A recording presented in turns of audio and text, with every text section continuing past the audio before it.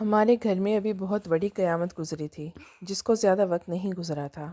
امی یعنی Zulaikha be be نے سارے محلے کو جمع کر لیا تھا۔ سب محلے والے ایل ای ڈی کی اسکرین پر نظر جمائے بیٹھے تھے کیونکہ آج اسکرین پر کچھ ایسا دکھائی دینے والا تھا جس سے میری امی اور میری زندگی پر بہت بڑا اثر پڑنے والا تھا۔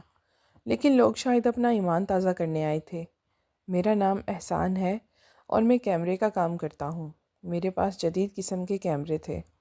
مجھے اچھی طرح پتہ تھا کہ کیمرے کو کہاں اور کیسے لگانا ہے تاکہ منظر بالکل صاف دکھائی دے۔ جو آج کیمرہ لگا تھا وہ کسی عام جگہ پر نہیں بلکہ ایک قبر پر نصب تھا، اور ہم سب اس قبر کے اندرونی منظر کو دیکھنے والے تھے جس میں تقریباً آدھا گھنٹہ پہلے ہی میت کو دفنایا گیا تھا۔ وہاں میرا شاگرد عادل بھی کھڑا تھا جس کا کام یہ دیکھنا تھا کہ کیمرہ اپنی جگہ پر ٹھیک طرح سے لگا رہے۔ محلے کے سب لوگ جمع ہو چکے تھے۔ کوئی کہہ رہا تھا کہ پتہ نہیں آج کیا دیکھنے کو مل جائے، تو کوئی کہہ رہا تھا کہ مریم ایسی لڑکی تو نہیں لگتی تھی، لیکن اس کے ساتھ زلیخا بی بی نے جو باتیں کہی ہیں ان کو سن کر سب یہی دیکھنے آئے ہیں کہ اس کی قبر میں کیا ہونے والا ہے۔ کیمرے کا منظر ایل ای ڈی پر نمودار ہوا تو لوگ اپنے کانوں کو ہاتھ لگانے لگے۔ کچھ سجدے میں گر گئے اور میں پاگلوں کی طرح بھاگتا ہوا اپنی بیوی کی قبر کی طرف دوڑا۔ میں نے دیکھا کہ وہاں وہ منظر تھا جس نے میرے ہوش اڑا دیے۔ مریم میری بیوی تھی جس سے میں نے پسند کی شادی کی تھی۔ وہ نہایت خوبصورت، نیک، باحیا اور محنتی لڑکی تھی۔ پورے گھر کا کام ہنسی خوشی کرتی تھی، لیکن میری ماں کو وہ بالکل پسند نہیں تھی۔ میری ماں نے میرے لیے ایک اور لڑکی پسند کی تھی اور اس کے ساتھ میری منگنی کو 3 سال ہو چکے تھے، مگر میں اس لڑکی سے شادی نہیں کرنا چاہتا تھا کیونکہ مجھے پتہ چل گیا تھا کہ وہ کسی اور لڑکوں کے ساتھ غلط تعلقات میں ہے، جبکہ مریم قرآن پاک کی حافظہ اور دیندار لڑکی تھی۔ میں نے اپنی ماں کو بتائے بغیر نکاح اس سے لے لیا تھا کہ اگر پہلے بتاتا تو وہ ہنگامہ کھڑا کر دیتی۔ نکاح کے بعد جب انہیں خبر ہوئی تو وہ طوفان برپا کر دیا۔ انہوں نے مجھے سخت باتیں سنائی، مگر میں نے فیصلہ کر لیا تھا کہ اب میری زندگی مریم کے ساتھ ہی گزرے گی۔ مریم اپنی ساس کو خوش کرنے کی ہر ممکن کوشش کرتی۔ وہ ہر وقت کہتی کہ ایک دن امی ضرور مجھ سے خوش ہو جائیں گی، لیکن امی کو شاید اس سے کوئی لگاؤ ہی نہیں تھا۔ ایک دن امی نے مجھے فون کیا اور گھبرا کر بولی، احسان فوراً گھر آؤ، تمہاری بیوی کے کمرے میں ایک غیر مرد ہے اور اس نے اندر سے دروازہ بند کیا ہوا ہے۔ یہ سن کر میں گھبرا گیا۔ مجھے اپنی بیوی پر بھروسہ ہونا چاہیے تھا، لیکن اس وقت عقل نے ساتھ نہیں دیا۔ میں دیوانہ وار گھر کی طرف بھاگا۔ دروازہ بند ضرور تھا مگر تالا نہیں تھا۔ میں نے جیسے ہی دروازہ کھولا تو مریم نے چونک کر کہا کہ کیا ہوا ہے احسان، آپ اتنے پریشان کیوں ہیں؟ میں نے جلدی سے کہا کچھ نہیں، بس ایک ضروری کیمرہ گھر بھول آیا ہوں، وہ الماری سے نکال دو۔ اس نے فوراً کیمرہ نکال کے دے دیا۔ کمرے میں ایک مرد بیٹھا ہوا تھا۔ میں نے سلام کیا اور کہا کہ کھانا کھا کے جانا، پھر میں باہر آ گیا۔ امی باہر بیٹھی تھی۔ میں نے اس سے کہا کہ امی وہ غیر مرد نہیں تھا، وہ مریم کا سگا بھائی ہے جو بیرون ملک سے آیا ہے، اپنی بہن کی شادی میں شامل نہ ہو سکا تھا، اس لیے اب ملاقات کرنے آیا ہے۔ آپ نے بلا وجہ مجھے شرمندہ کروا دیا۔ امی بولی مجھے کیا پتہ وہ بھائی ہے، اس نے تو آتے ہی اس کے ماتھے پر بوسہ دیا اور اندر چلا گیا۔ میں نے کہا کہ امی اگر اس نے ایسا کیا تو طریقہ غلط تھا، مگر اس کا مطلب یہ نہیں کہ آپ اسے بدکردار سمجھیں۔ رات کو میں نے مریم سے پوچھا کہ تم نے بھائی کا اور امی کا تعارف کیوں نہیں کروایا، تو وہ بولی بھائی نے خود اپنا تعارف کروا دیا تھا۔ جب وہ گھر آئے تو امی سامنے ہی بیٹھی تھیں، میں کمرے میں تھی۔ انہوں نے خود کہا کہ مریم کا بھائی ہوں اور باہر کے ملک سے آیا ہوں، تو میں کیوں الگ سے کہتی؟ اس بات سے واضح تھا کہ امی نے جھوٹ بولا اور صرف فساد ڈالنے کے لیے ایسا کیا۔ مریم ہمیشہ صبر کرتی اور کہتی کہ ماں ہے، آخر ایک دن سمجھ جائیں گی۔ وقت گزرتا گیا۔ ایک دن مریم نے خوشی سے بتایا کہ وہ ماں بننے والی ہے۔ میں نے فوراً ڈاکٹر کے پاس لے گیا۔ ڈاکٹر نے کہا کہ سب کچھ ٹھیک ہے اور امید ہے کہ حمل کے دن اچھے گزریں گے۔ یہ سن کر میں خوشی سے جھوم اٹھا، مگر یہ خوشی بھی صرف مجھے ہی محسوس ہوئی تھی۔ امی کے چہرے پر اس وقت بھی ناگواری تھی جیسے انہیں اس آنے والے بچے سے بھی نفرت ہو گئی۔ وہ بیچاری پریشان ہوئی تھی۔ میں نے اسے تسلی دی اور کہا کہ جب بچہ آئے گا تو امی تمہارے ساتھ بھی ٹھیک ہو جائیں گی۔ لیکن مجھے معلوم تھا کہ میری ماں ایک ضدی عورت ہے۔ اس نے ساری زندگی میرے والد کو بھی اسی طرح ذلیل کیا۔ اپنے سسرال والوں کو بھی، یہاں تک کہ اپنے اپنے گھر والوں کو بھی۔ جب میری ماں کی شادی ہوئی تو میری نانی نے شکر کا کلمہ پڑھا تھا، اور جب میری ماں جوائنٹ فیملی سے الگ ہوئی تو لوگوں نے خوشی کا اظہار کیا تھا۔ کچھ عورتیں ایسی ہوتی ہیں، اور میری ماں بھی ایسی ہی تھی، جب کوئی آپ کے اپنے بارے میں کوئی بری بات کرتا ہے اور وہ بات سچی نہیں ہوتی تو آپ کو غصہ آتا ہے، مگر جب وہی بات سچی ثابت ہو تو آپ کو غصہ نہیں بلکہ افسوس ہوتا ہے۔ اور مجھے بھی افسوس ہوتا تھا۔ میں نے اپنی بیوی کے سامنے یہ نہیں کہا کہ میری ماں تو ایسی ہی ہے، بلکہ میں نے اسے تسلی دی کہ سب ٹھیک ہو جائے گا، تم پریشان نہ ہوا کرو۔ میری ماں اکثر جھگڑے بھی کر دیا کرتی تھی، خود ہی میری بیوی کو باتیں سنا دیتی تھی، خود ہی کہتی تھی یہ ہوا وہ ہو رہا ہے، اور اگر کبھی سچ میں ایسا نہ ہوتا تو پھر رونا شروع کر دیتی اور کہتی کہ اس نے میرے ساتھ گستاخی کی ہے۔ جب بھی میں گھر آتا تو مجھے کوئی نہ کوئی تناؤ والی بات سننے کو ملتی، کبھی ایسا نہیں دیکھا کہ سب کچھ نارمل رہا۔ اب میری بیوی حاملہ تھی اور اس کی حالت ایسی نہیں تھی کہ وہ اتنی پریشان ہو، مگر وہ گھر چھوڑ کر بھی نہیں جا سکتی تھی، کیونکہ میری ماں نے سارے گھر کے کام اس پر ڈال دیے تھے، اور اس کے بغیر یہ گھر نہیں چلتا تھا۔ ایک دن میں افسردہ ہی تھا جب گھر میں کسی بات پر شدید لڑائی ہوئی، اور میری ماں نے ایک انتہائی قدم اٹھا لیا۔ یہ سب کچھ بہت تیزی سے ہوا۔ میں اس وقت اس کے انجام سے بے خبر تھا۔ میری 5 ماہ کی حاملہ بیوی اس دنیا سے چل بسی۔ زلیخا بیوی نے اسے دھکا دیا اور اس کا سر دیوار سے جا لگا۔ جب میں گھر پہنچا تو محلے کی 2 عورتیں پہلے سے موجود تھیں، اور مجھے فوراً اندازہ ہو گیا کہ کچھ گڑبڑ ہے۔ میری دنیا بھر کے دکھ اوپر آ گئے۔ میری بیوی جو ماں بننے والی تھی وہ اس دنیا سے ہی چلی گئی۔ انہوں نے کہانی گھڑ کر بتایا کہ یہ عورت زنا کر رہی تھی، اور تمہاری ماں نے اسے پکڑ کر تھپڑ مارا، مگر اس کا سر دیوار سے جا لگا اور وہ فوت ہو گئی۔ میری کیفیت عجیب سی ہو گئی، یوں لگا جیسے میرے اوپر قیامت ٹوٹ پڑی ہے۔ لوگ کہتے ہیں کہ قیامت آئے گی، اور جب کسی کے ساتھ اتنی بڑی مصیبت آتی ہے تو وہ وہی قیامت ہوتی ہے۔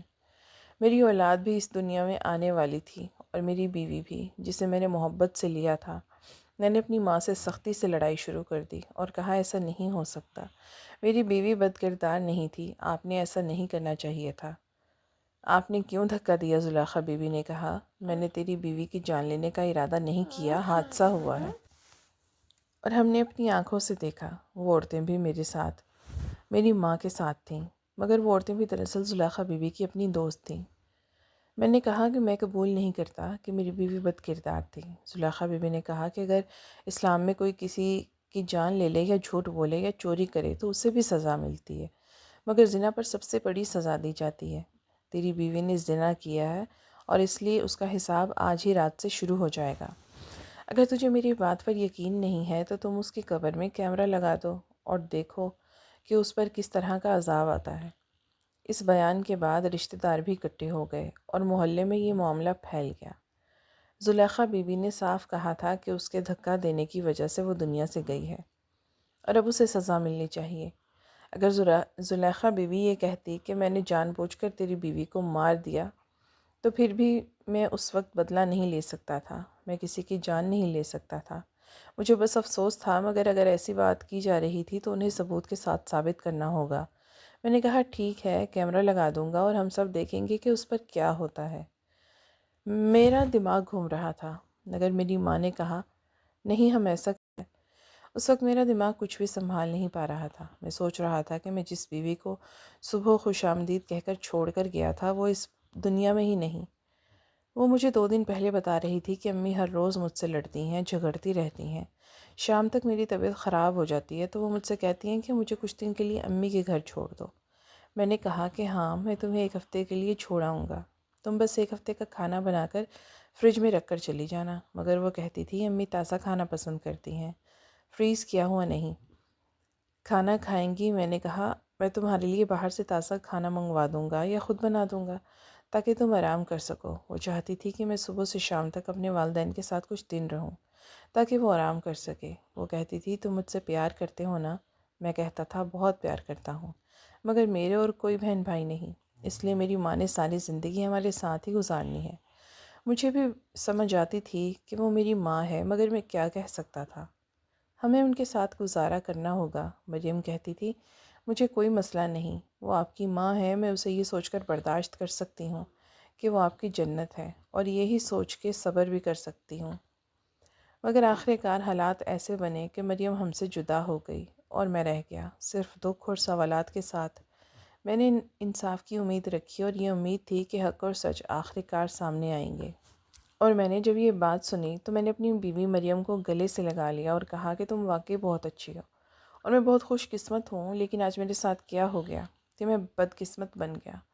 میں اسے زندہ چھوڑ کر گیا تھا اور جب واپس آیا تو مجھے بتایا گیا کہ وہ اس دنیا میں ہی نہیں، اور مجھے یہ بھی بتایا گیا کہ وہ میری بیوی، جس پر مجھے خود سے زیادہ اعتبار تھا، زناکار نکلی۔ اور صرف اتنا نہیں بلکہ میری ماں زلیخا بی بی نے اسے اس دنیا سے بھی روانہ کر دیا تھا۔ اتنی نفرت تھی میری ماں کو اس سے۔ اگر اس نے واقعی کوئی گناہ کیا بھی تھا تو میرے آنے کا انتظار تو کر سکتی تھی۔ میں خود انصاف کرتا، میں فیصلہ کرتا کیا کرنا ہے اور کیا نہیں۔ اگر وہ واقعی گنہگار ہوتی تو میں اسے چھوڑ دیتا، لیکن اس کی جان تو نہ لیتے۔ اس کے ماں باپ بھی میری طرح غریب لوگ تھے، وہ کچھ نہیں کر سکتے تھے، ان کے گھر میں تو 2 وقت کی روٹی پوری نہیں ہوتی تھی۔ ان کا بیٹا باہر روزگار کے لیے گیا ہوا تھا۔ وہ ہم سے کیا لڑتے، لیکن ان کی نظریں جو مجھے دیکھ کر کہہ رہی تھی وہ مجھے مار دینے کے لیے کافی تھیں۔ میں نے تو ان سے وعدہ کیا تھا کہ ان کی بیٹی کا ہمیشہ خیال رکھوں گا، لیکن میں نہیں رکھ سکا۔ میں اسے اپنی ماں سے بھی نہیں بچا سکا، تو دنیا سے کیا بچاتا؟ میرے جس شاگرد کو وہاں قبر پر کھڑا کیا گیا وہ بہت نیک انسان تھا، بالکل میرے بھائی جیسا تھا۔ اس کی آنکھوں میں بھی آنسو تھے۔ قبر کا منہ بند کر دیا گیا تھا، صرف تھوڑی سی جگہ کھلی چھوڑی گئی تھی جہاں سے ہاتھ ڈال کر کیمرہ واپس نکالا جا سکتا تھا، کیونکہ وہ کیمرہ بہت مہنگا تھا اور ابھی تک میں نے اس کے پورے پیسے بھی نہیں دیے تھے۔ وہ باہر کے ملک سے منگوایا گیا تھا۔ کچھ لوگ آتے تھے اور اس کیمرے کو کرائے پر لے جاتے تھے۔ تھوڑی دیر بعد قبر کے اندر سے کچھ عجیب سی آوازیں آنے لگیں اور میری ماں زلیخا بی بی کہنے لگی، دیکھو دیکھو، عذاب شروع ہو گیا اس بد کردار عورت پر۔ ارے اس نے تو میرے گھر کو چکلا بنا دیا تھا، کوئی بھی آتا، کوئی آتا جاتا مردوں کے اندر گھسا لیتی اور دروازہ بند کر لیتی۔ میری ماں کا کیا کہہ رہی تھی، اور اب جواب دینے کا کوئی فائدہ نہیں تھا، کیونکہ میری دنیا تو پہلے ہی لٹ چکی تھی۔ لیکن اچانک لوگوں نے چیخنا شروع کر دیا اور جب میں نے اسکرین پر منظر دیکھا تو میرے قدموں تلے زمین نکل گئی۔ وہ کہنے لگی کہ میت قبر کو باہر دھکیل رہی ہے۔ میں پاگلوں کی طرح بھاگتا ہوا قبرستان کی طرف دوڑا۔ قبرستان ہمارے گھر سے زیادہ دور نہیں تھا، بس 2 گلیوں کے فاصلے پر تھا۔ تبھی تو ہمیں کیمرے کا عکس واضح نظر آ رہا تھا، کیونکہ اس کیمرے کی رینج 50 میٹر سے زیادہ تھی۔ میں اتنی تیز بھاگ رہا تھا کہ میرے قدم لڑکھڑاتے رہے، میرے گھٹنے جواب دے رہے تھے۔ 2 بار راستے میں گرا، لیکن جب قبرستان پہنچا تو سامنے کا منظر دیکھ کر حیران رہ گیا۔ میرا شاگرد میری طرف بھاگا اور اس نے کہا، بھابھی بھابھی۔ بس اس کی زبان سے اتنا ہی نکلا، اور پھر 2 لوگوں نے مجھے عجیب سی نظروں سے دیکھا اور کہا کہ تم کس قسم کے انسان ہو، تم نے یہ کیا کیا؟ یہ عورت تو زندہ ہے۔ ہم فوراً مریم کو لے کر ہاسپٹل بھاگے۔ ہاسپٹل والے بھی حیران رہ گئے کہ انہوں نے فوراً اسے آئی سی یو میں داخل کیا اور وینٹیلیٹر پر ڈال دیا، کیونکہ اس کے پھیپھڑوں میں آکسیجن ختم ہو چکی تھی۔ میری بیوی مریم اس دنیا سے گئی نہیں تھی، دیوار سے سر ٹکرانے کی وجہ سے جھٹکا لگا تھا، جس سے وہ گہری بے ہوشی میں چلی گئی تھی۔ اور میری ماں زلیخا بی بی کو اس بات کا علم تھا، لیکن اس نے اپنی سہیلیوں کے ساتھ مل کر مریم کو قبرستان پہنچا دیا۔ کیمرے میں ہم نے یہی منظر دیکھا کہ اچانک کوئی قبر کھودنے لگا، اور وہ میرا شاگرد تھا، کیونکہ اسے اندر سے آوازیں سنائی دی تھیں۔ کیمرے کے سوراخ سے تھوڑی سی آکسیجن اندر جا رہی تھی، جس کی وجہ سے مریم ابھی تک زندہ تھی۔ یہ خدا کا معجزہ تھا، لیکن مجھے نہیں پتا تھا کہ مجھ پر تو کرم ہوا ہے، مگر شاید اتنا نہیں جتنا ہونا چاہیے تھا، کیونکہ غلطی میری بھی تھی۔ جب مجھے پتا تھا کہ میری ماں ایسی ہے اور وہ میری بیوی سے نفرت کرتی ہے، تو مجھے مریم کو اس کے ساتھ نہیں رکھنا چاہیے تھا۔ 4 دن تک مریم زندگی اور موت کی کشمکش میں رہی۔ ڈاکٹرز کوئی اچھی خبر نہیں دے رہے تھے۔ میرے پاس جتنے پیسے تھے وہ سب ختم ہو چکے تھے۔ میں مقروض ہو گیا تھا۔ میں نے لوگوں سے قرضے لیے تھے، لیکن لوگ بھی میری مدد کر رہے تھے، کیونکہ میری کہانی پورے محلے میں پھیل چکی تھی۔ ہمارے محلے میں ایک بہت امیر شخص رہتا تھا۔ اس کا نام سونا تھا۔ کہا جاتا تھا کہ اس کی جوان بیٹی اور بیوی اس دنیا سے جا چکی ہیں۔ اس کے پاس دولت بے شمار تھی، مگر خرچ کرنے والا کوئی نہیں تھا۔ اس نے کہا کہ میں تمہاری مدد کروں گا، تمہیں پیسے دوں گا، جب تمہارے پاس ہوں تو واپس کر دینا، اور اگر نہ ہوں تو مت دینا۔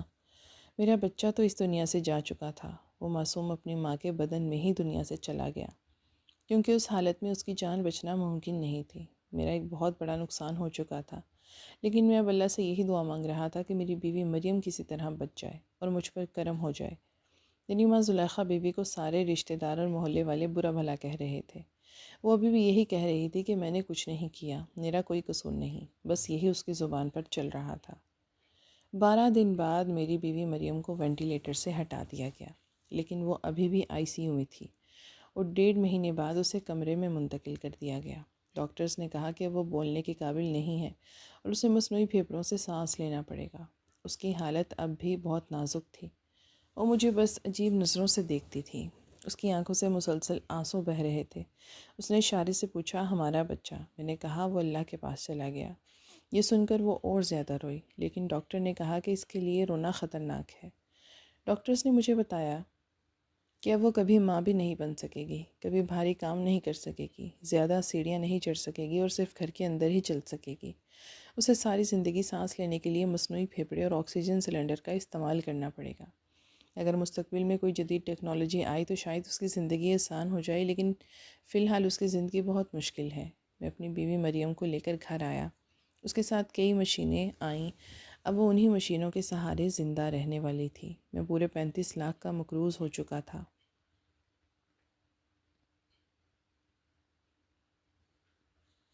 میری دکان بک چکی تھی، میرے سارے کیمرے، میرا سارا مال، سب کچھ بک چکا تھا۔ میرے گھر میں گندگی مچی تھی، جالے لگے تھے۔ کچھ رشتہ دار اچھے تھے جنہوں نے ساتھ دیا اور میری بیوی کا خیال رکھنے کا وعدہ کیا کہ کچھ دن ہم تمہارے ساتھ ہیں، لیکن اس کے بعد مجھے ہی اس کا خیال رکھنا تھا۔ میری ماں کہنے لگی کہ اس کو اس کے ماں باپ کے گھر چھوڑاؤ، اب ہم اس کو کیسے سنبھالیں گے؟ اس پہ تو بہت پیسے لگیں گے، ساری زندگی اس کو اسی طرح سنبھالنا پڑے گا۔ اب یہ تیرے کس کام کی؟ اس کو تو بچے بھی نہیں ہوں گے۔